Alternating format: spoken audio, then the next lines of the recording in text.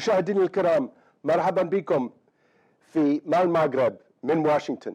Chers téléspectateurs, bienvenue dans votre émission Avec le Maroc depuis Washington. Je suis Adam Early et je suis heureux de vous présenter cet épisode de votre émission en espérant une discussion passionnante sur les possibilités de coopération stratégique entre les États-Unis et le Maroc en Afrique. La priorité est accordée à l'Afrique par les deux pays. Les États-Unis perçoivent le Maroc comme étant un allié stratégique important pour ce qui est de l'économie et du commerce.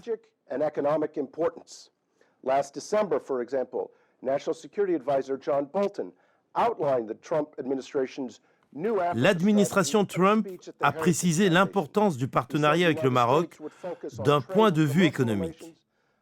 Le conseiller américain à la sécurité nationale, John Bolton, a même souligné en parlant de la stratégie de l'administration Trump en Afrique que ce partenariat ne consiste pas seulement à fournir des aides, mais aussi à combattre le terrorisme. En même temps que les États-Unis développent une nouvelle vision de l'Afrique, certains pays affaiblissent leur présence en matière de stabilité et de développement en Afrique, comme par exemple l'Égypte et la Libye. Il y a aussi les grandes puissances qui entrent en conflit en Afrique. Tout ceci favorise le Royaume du Maroc et l'Afrique du Nord et leurs liens avec le reste du monde.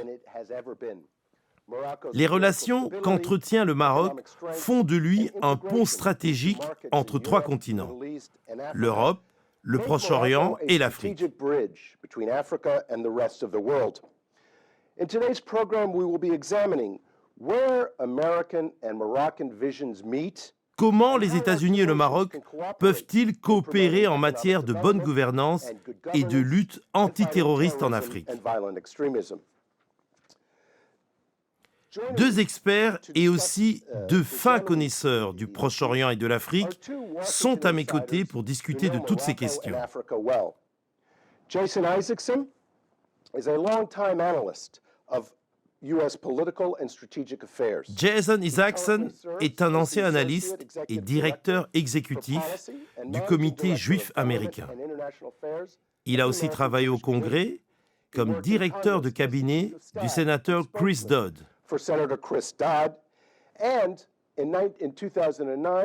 Et en 2009, il a été décoré par le roi Mohammed VI de Wissam de l'ordre de chevalier.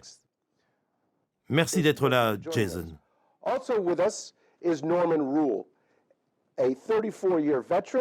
Avec nous également, sur ce plateau, Norman Rule. C'est un ancien responsable de la CIA, spécialiste de l'Iran et du Proche-Orient, et il a travaillé dans le bureau du chef des renseignements. Norman Rule a aussi été grand conseiller d'une organisation antiterroriste. Norm, pleasure to have you. Thank you for joining us. Je suis heureux de vous recevoir tous les deux. Jason, I wanted to start with you. Morocco is kind of. Vous savez, le Maroc est donc une véritable success story en Afrique, avec le plus fort taux de croissance économique. Et c'est un allié stratégique pour l'Europe et le Proche-Orient. Il y a aussi le développement du monde des affaires, comme par exemple le secteur bancaire marocain est l'un des plus grands en Afrique. Voici donc ma question. Que peuvent apprendre l'Afrique du Nord et les États-Unis du Maroc et comment travailler ensemble pour instaurer la stabilité?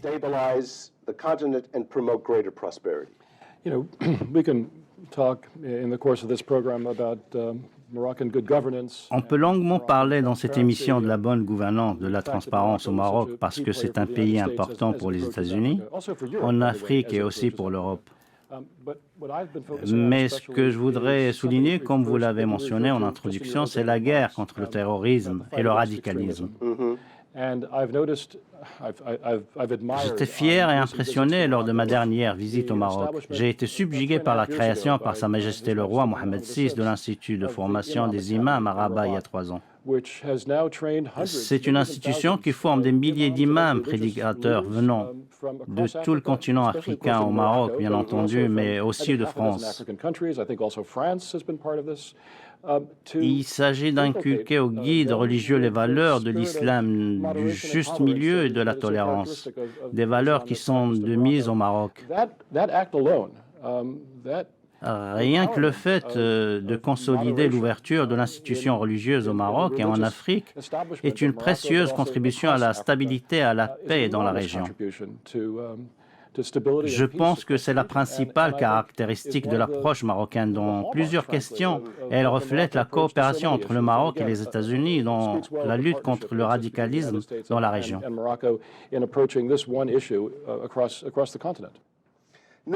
Norman, vous avez passé, comme je l'ai dit en introduction, près de 34 ans à travailler avec le gouvernement américain sur le Proche-Orient.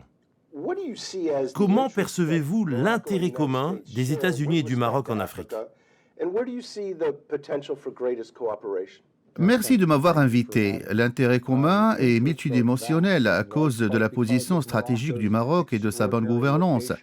Le Royaume occupe une place de choix d'un point de vue géopolitique comme point de rencontre entre l'Europe et l'Afrique à travers la Méditerranée et sa liaison avec l'Afrique du Nord. La coopération et le travail avec le Maroc signifient principalement une stabilité avec toute la région. Du temps de la guerre froide, les relations avec le Maroc étaient très étroites. La communauté internationale a toujours considéré le Maroc comme un acteur important. La Russie a même édifié sa plus grande ambassade dans le monde à Rabat. Depuis la fin de la guerre froide, les États-Unis ont entretenu des relations étroites avec le Maroc parce qu'il a su traiter les différentes questions avec intelligence. Le Royaume a réformé son système éducatif, a adopté l'islam du juste milieu, sans oublier qu'il a tendu la main à tous ses voisins. Sa politique sécuritaire est excellente avec une lutte antiterroriste efficace. C'est ce que demandent les États-Unis à un allié comme le Maroc. Le Royaume a aussi travaillé avec les autres alliés des États-Unis dans la région de façon optimale. Jason, parlons un peu de la croissance économique. L'une des plus importantes initiatives de l'administration de l'ex-président George W. Bush, et qui fonctionne encore aujourd'hui, c'est le programme Millennium Challenge Corporation, qui essaie de développer des liens et d'aider des pays qui réalisent de bons résultats. L'un des partenariats importants entre les États-Unis et le Maroc, depuis plus de 6 ou 8 ans, permet aux deux pays de lancer des projets en commun. Est-ce que vous pensez que c'est un exemple pour les autres pays africains? Oui, je pense que la réussite du gouvernement marocain en collaboration avec le programme américain de développement est exceptionnelle. Plusieurs centaines de millions de dollars ont été alloués à ce programme et des milliers de postes d'emploi ont été créés. Et c'était là l'objectif principal. Est-ce que le reste du continent africain peut suivre ce modèle? La réponse est oui, certainement. Je crois que depuis la création de ce programme, 22 États africains en ont bénéficié. Il est vrai qu'ils n'ont pas tous réussi au même niveau que le Maroc. J'estime que l'exemple du Maroc est à suivre pour le reste des pays du continent.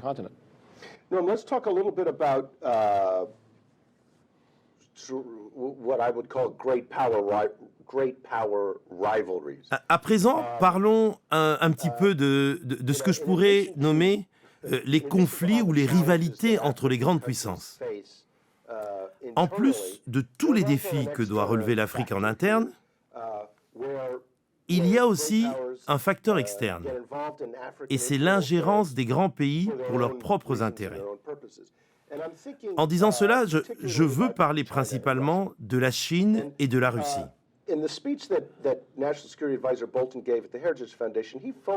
Dans une allocution prononcée récemment, John Bolton, le conseiller américain à la sécurité nationale, a déclaré que les agissements hégémoniques de la Chine et de la Russie entravent le développement et la croissance économique des pays africains et sabotent les projets américains tout en constituant un grand danger pour les intérêts de la sécurité nationale des USA. Et il y a donc une longue liste de problèmes engendrés par les agissements de la Chine et de la Russie. Et nous, Américains, en tant qu'alliés, nous pensons que le Maroc partage la même inquiétude que nous. Comment jugez-vous ces agissements de la Russie et de la Chine? Comment influent-ils sur le Maroc? Et quelle est la meilleure stratégie à adopter pour nos deux pays afin de relever ces défis?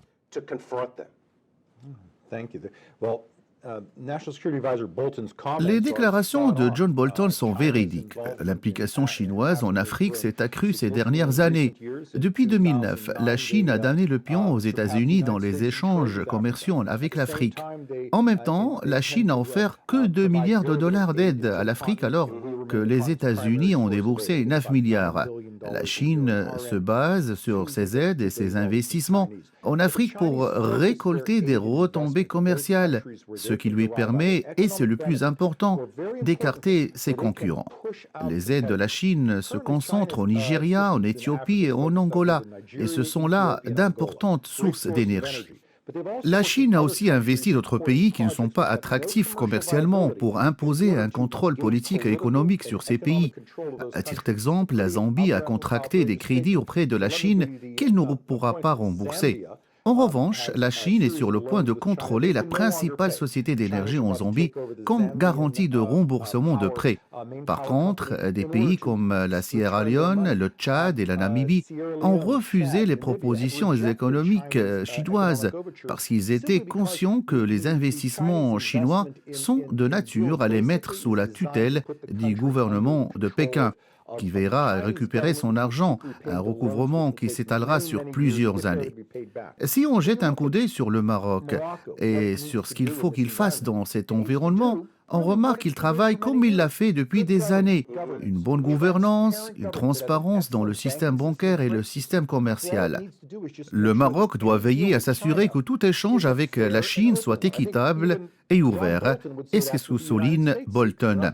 Les États-Unis assurent que la Chine n'utilise pas les pots de vin comme l'a fait la Russie et que les contrats avec les pays africains ne signifient pas l'achat des voix de ces pays aux Nations Unies. Je pense que le Maroc va se rendre compte que la Chine n'est pas motivée pour travailler avec des pays qui aspirent à la transparence et la probité.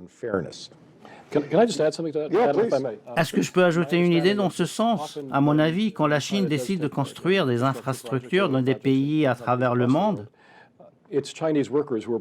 elle mobilise des ouvriers chinois au lieu d'embaucher des ressources locales. C'est ce qui l'a différencié des aides américaines. La Chine ne participe pas au développement des pays à long terme. Oui, je voudrais ajouter aussi un autre point dans ce sens. On dit que les citoyens des pays qui accueillent les investissements chinois sont souvent déçus après 2 ou 3 ans. Non seulement à cause du niveau des projets, mais aussi des retards. Et aussi parce qu'il y a des montants colossaux qui sont dépensés. Les dettes sont devenues énormes. La dette extérieure de Djibouti atteint 85% du PIB et la majorité de la dette est contractée auprès de la Chine. C'est un lourd fardeau pour les pays africains. Bien, c'est très juste ce que vous dites. Chers téléspectateurs, après la pause, on va se pencher sur la coopération maroco-américaine en Afrique du Nord.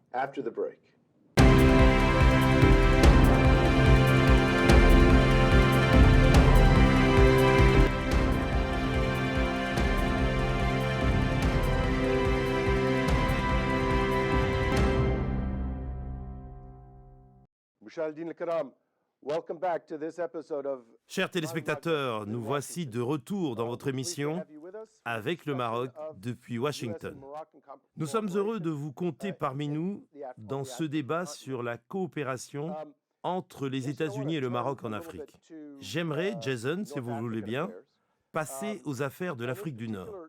Et en particulier, parlons du discours prononcé par le roi Mohamed VI en 2018 quand il a parlé du manque de coopération et d'union au Maghreb arabe, chose qu'il a qualifiée d'illogique.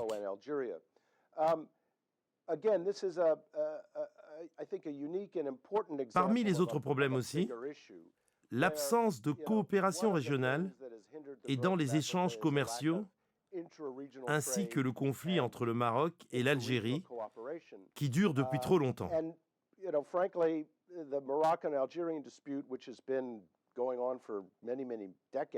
Le souverain marocain a fait ce constat en disant que c'est anormal et que cela cause d'énormes préjudices. Cet appel a une importance capitale. Alors, la question est celle-ci.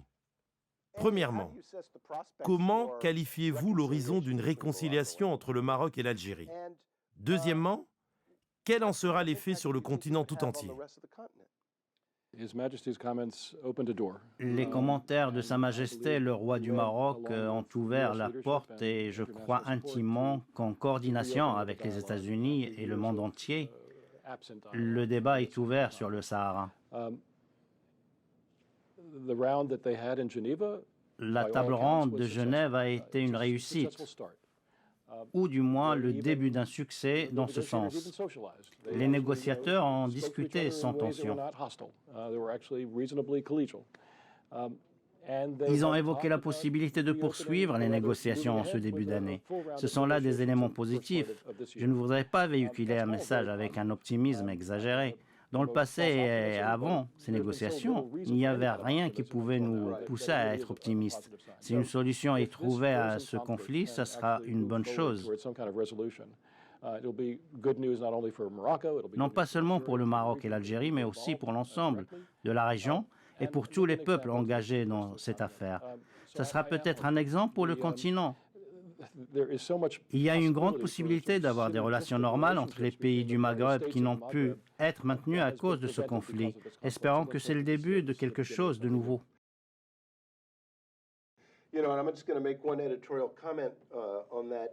Excellent. J'aimerais faire une remarque éditoriale. Il y a aussi l'exemple du conflit entre l'Éthiopie et l'Érythrée. Vous le savez, les deux pays se sont confrontés pendant de longues années. Mais le Premier ministre éthiopien et le président érythréen, grâce à une médiation venant du Proche-Orient, ont pu finalement rapprocher leurs points de vue et il y a maintenant beaucoup d'espoir pour une paix durable dans la Corne de l'Afrique. Le parallèle avec le cas du Maroc est la question du leadership qui pourrait en être la clé. Et là, on peut dire que le souverain marocain possède les qualités requises pour cela. Mais la question est-ce qu'il a un vis-à-vis en Algérie?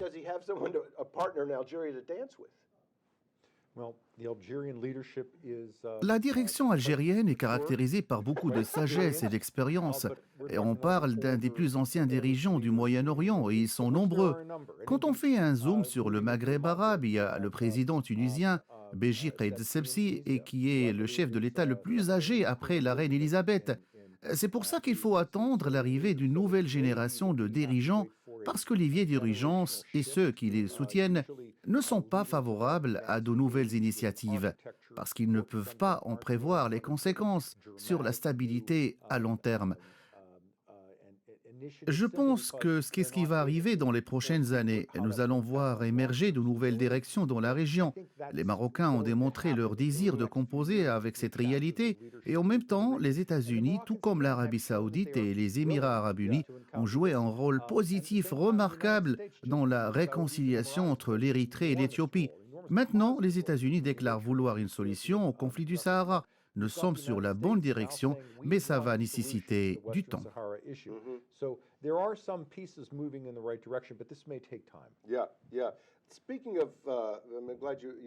Justement, en parlant du Sahara, c'est l'un des plus anciens conflits dans le monde. Vous qui avez échangé avec l'administration du président Trump, est-ce que vous avez le sentiment que cette administration va faire pression pour essayer de régler enfin ce problème? Dans une rencontre au Heritage Institute, John Bolton a surtout dit que l'impatience a commencé à se faire sentir quant au financement de ce dossier à travers l'ONU.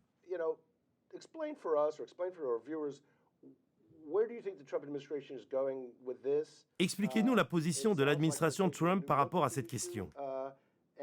Est-ce qu'il y a une nouvelle vision et que peut faire cette administration dans ce sens? C'est une excellente question. Vous avez soulevé beaucoup de points importants. Nous savons que John Bolton a une longue histoire avec le dossier du Sahara. Sous la direction du secrétaire d'État James Baker, au début des années 90, il avait joué un grand rôle dans l'instauration du cessez-le-feu et l'envoi de la MINURSO pour l'organisation d'un référendum au Sahara et le déploiement d'une mission internationale pour le maintien de la paix pour une durée très limitée. C'est ce à quoi ont œuvré John Bolton et James Baker en 1991. Mais la mission du maintien de la paix est toujours présente aujourd'hui. Le discours prononcé par John Bolton il y a un mois était clair. Les États-Unis ne veulent plus financer la mission de maintien de la paix qui perdure et qui n'a plus d'objectif ni la capacité de résoudre le conflit. Certains jugent que la position de John Bolton est aussi le Maroc. Personnellement, je pense que c'est faux. La position de Bolton se résume au fait qu'il est temps d'organiser des négociations sérieuses. Nous sommes en 2019 et ces négociations vont bientôt avoir lieu. Si j'étais à la place des participants à ces négociations, je dois montrer le plus haut degré de sérieux devant l'administration américaine s'ils veulent avoir l'appui de John Bolton. On ne sait pas quel sera l'avenir des forces de la MINURSO à l'expiration du mandat de 6 mois. Si on ne parvient pas à une solution, la MINURSO va quitter le Sahara. Théoriquement, si les États-Unis parviennent à voter pour le retrait des forces du maintien de la paix, il est peu probable que cela conduise à un conflit armé immédiat parce que cela suppose une aide militaire de l'Algérie au Polisario et je ne pense pas que l'Algérie est désireuse d'un nouveau conflit actuellement. Le Maroc ne veut pas non plus entrer dans un conflit. On peut dire qu'il y a des frontières stables sur 1600 miles depuis les années 90 et c'est là une distance équivalente à celle entre New York et Dallas dans le Texas. C'est une grande zone pour le déclenchement d'un conflit militaire.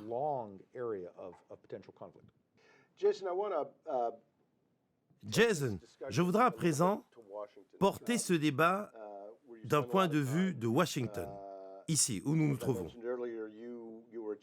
Vous avez passé de longues années dans le cabinet d'un sénateur américain et vous savez comment fonctionne le Congrès.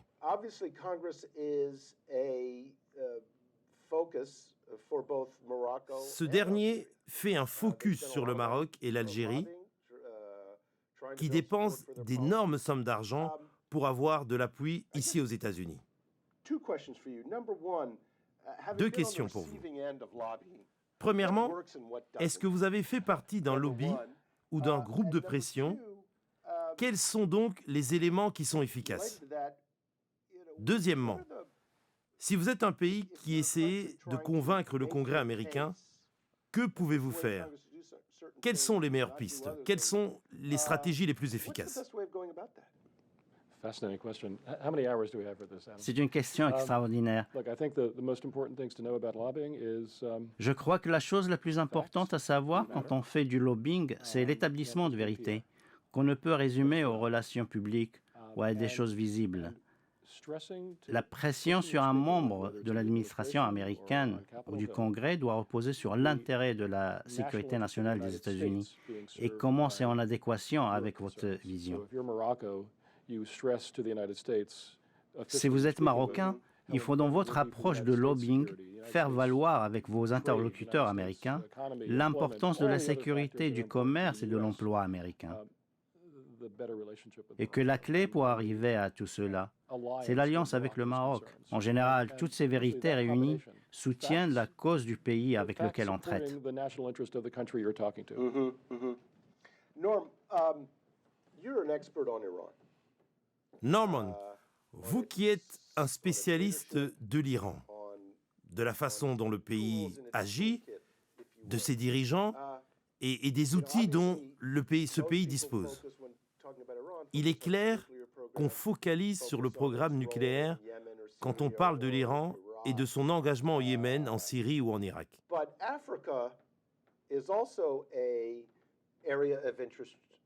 En Afrique, il y a aussi un espace pour les intérêts iraniens. Le Royaume du Maroc a mis en exergue les liens problématiques de l'Iran.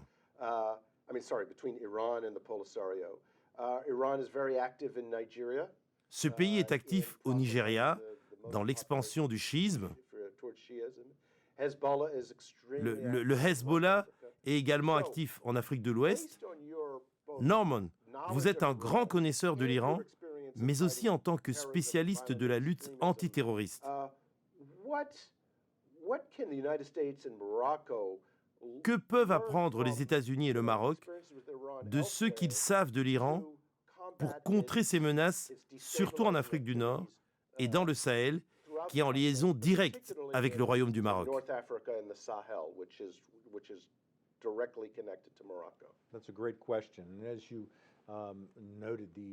C'est une question très intéressante. Comme vous le savez, le Maroc a expulsé l'ambassadeur iranien en mai 2018 à cause du soutien de l'Iran et du Hezbollah au Polisario. Effectivement, l'Iran a commencé à soutenir le Polisario parce que le régime iranien tient à coopérer avec des mouvements qu'il considère comme étant révolutionnaires. Mais le Maroc détient un excellent appareil sécuritaire qui a une bonne réputation en matière de renseignement et une grande capacité à localiser les caches d'armes et la communication avec les autres pays pour parvenir aux individus qui entraînent les terroristes. Cet appareil marocain travaille en collaboration avec les autres pays africains pour suivre les individus qu'envoie l'Iran sous le couvert de ce qu'elle appelle les congrès religieux pour entraîner et embrigader des individus qui retournent en Afrique pour mener des activités pour le compte de l'Iran. Le Maroc peut beaucoup apporter à ses voisins pour contrer les plans de l'Iran, pour déstabiliser la région et pour empêcher l'arrivée des flux financiers au Hezbollah et à ses agents en Afrique de l'Ouest. Au final, ça va servir la sécurité dans le Golfe, la sécurité et les intérêts américains et aussi l'Afrique du Nord. C'est un point important à souligner. Et ce qui est intéressant, c'est que la première chose que vous avez évoquée, c'est l'importance géostratégique du Maroc.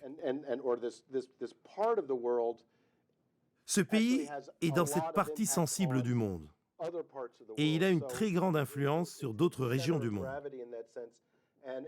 Ce qui fait et explique très bien que les États-Unis travaillent avec le Maroc pour régler les problèmes.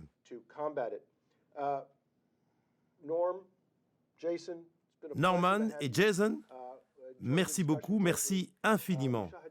J'ai eu beaucoup de plaisir à échanger avec vous aujourd'hui. J'espère, chers téléspectateurs, que vous avez apprécié cette émission. Merci pour votre fidélité et bien sûr, bienvenue à vos commentaires, à vos idées et à vos suggestions sur Twitter à l'adresse suivante, @erelija, et vraiment, à très bientôt. Au revoir.